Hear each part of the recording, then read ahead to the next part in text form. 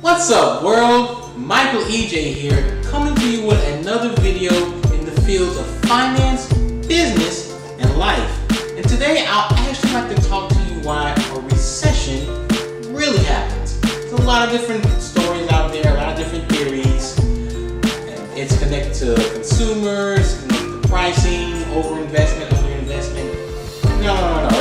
It's taken in different ways. There's two main reasons, a primary reason and a secondary reason that really drives recessions. And I'm going to talk through those reasons as well as explain why I don't really truly see a recession in the United States anytime soon. All the people I'm worried, it's not really there, at least to me.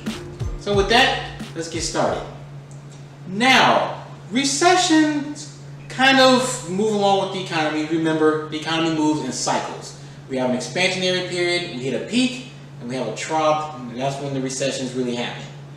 It comes down to two main reasons. Number one, debt.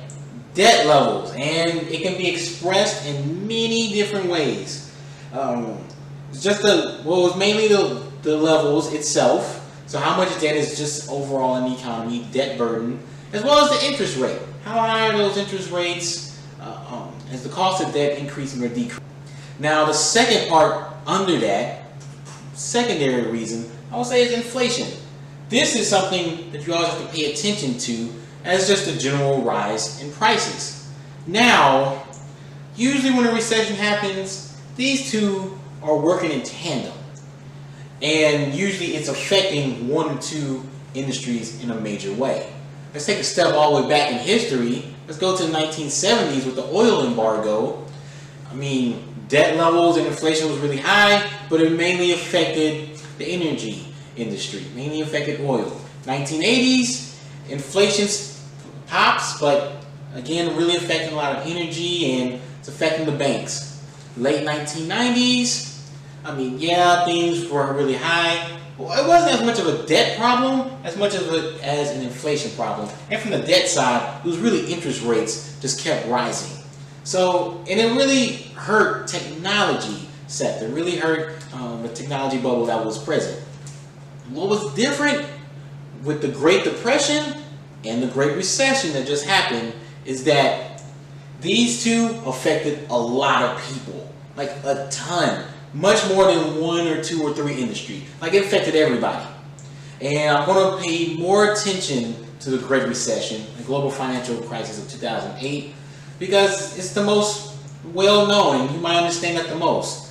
And of course, during that time, a lot of it is blamed on mortgages.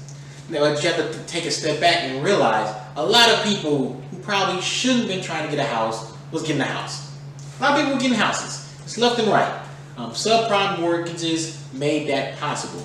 And the banks got heavily involved as well. And standards of living started to increase. And once all those subprime mortgages hit that next level of interest rates, people's income wasn't growing as fast. So that's kind of where the wheels start falling off, and that's when everything started to go down. But the reason it was so bad is, yes, it affected the banks, but also affected most Americans. A lot of Americans were involved. It's similar to what was going on in the Great Depression. A lot of that has to do with fluctuations in interest rates, and a lot of people were actually getting involved in the stock market that maybe didn't know a lot about it. And there was a lot of manipulation going on back there, and I don't want to take us all the way back to that time, but overall it was debt mainly affecting everybody. You got to take a mortgage out, and it really hurt a lot of people, a ton of people. And once you really get on that train, it's tough to get off. So that is why it was so bad relative to all the other recessions we've had, maybe in the prior 50 years, or prior just before the Great Depression. Yeah, we've had recessions. Yeah, we have different problems, but usually it's one or two industries that's the driver. And it hurts everybody a little bit, but it doesn't ruin everybody like the Great Recession did. So I just want to keep that in mind. Now, let's talk about today and why I think recession is not going to come anytime soon. It's going to be a couple of years, at least in my opinion. Number one, looking at the debt, and really since the global financial crisis, banks haven't been the best at lending. They've lent a lot more money now, a lot more capital, and capital is flowing all over the place. So, I mean, it's looking a lot better now, but overall, debt levels aren't as high as they used to be. Now, there's some scary stuff that's popping up. There is some scary stuff that's popping up.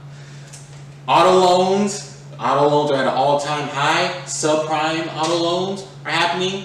Doesn't concern me really as much because, yeah, it's happening, but banks aren't as involved in this space as they were with mortgages.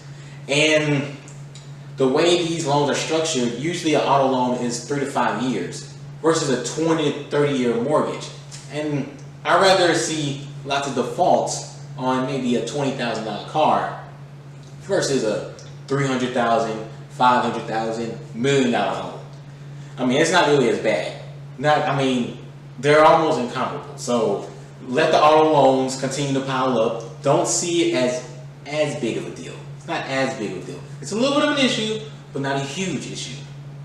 Something that scares me a lot more, actually, are student loans. Now, this is something that affects everyone to some extent, especially if you're just coming through and you just, I don't know, in the past 10 years or so, went to college and really accumulated student loans. I mean, the average graduate of university now has about $30,000 in student loans. That's a lot of money. It's a lot of money, and if you calculate it out, that's maybe about $300-ish a month you have to pay out for 10 years. Imagine if you took out more than that. It used to be that people who had very high loans outstanding for school, they went for the big three. It was going after MBA, law school, or med school. Those are the ones that usually had a ton of student loans, and it was limited to those three. Now it's spread across just getting an undergraduate degree. I know people who graduated in undergrad with $40,000, $50,000, $60,000 in outstanding loan debt. I mean, that's a lot, and that's a heavy burden to have coming straight out of college. And if you didn't, unless you have a career already set and you jump into it right away, or certain circumstances that will help you out, it's very tough to get you off the ground. It's tough to get on your feet and really get going. So that could be an issue, and there's a lot of defaults that are happening there. That is a little bit scary. I'll admit that. That is scary. The scariest to me, however, is China. China is growing rapidly, but it's not because of productivity growth. And not really because of population. It's because of debt. Debt levels shot up for China, probably over the past 5, 10 plus years. And a lot of it has to do with their weird financial system. I mean, essentially the banks are controlled by the government. But the government kind of points, we want investment here, loan money here.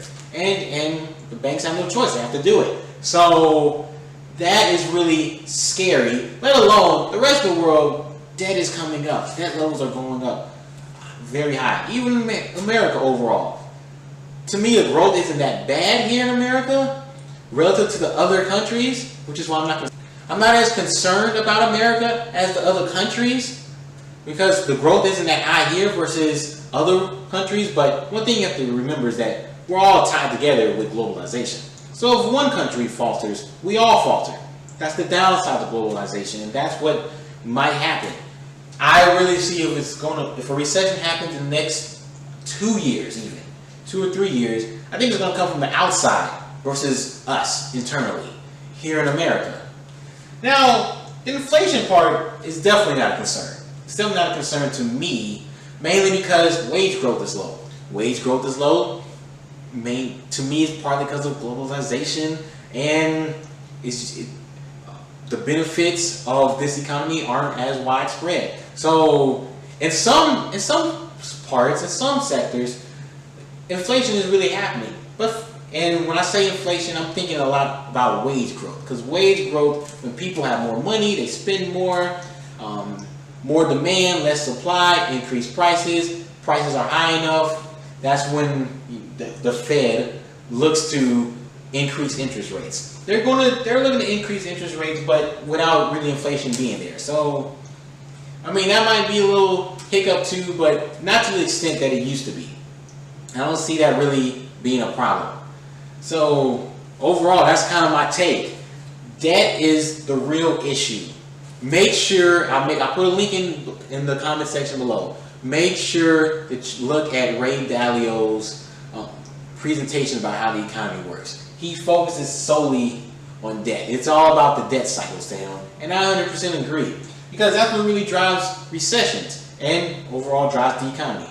It's debt and spending. So they work hand in hand, and because I don't see a huge debt problem here in the United States, not to the level that it's been in the past, I don't see a recession happening anytime soon.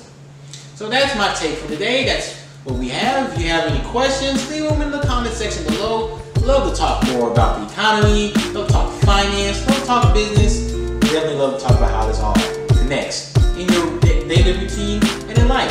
So, until next time,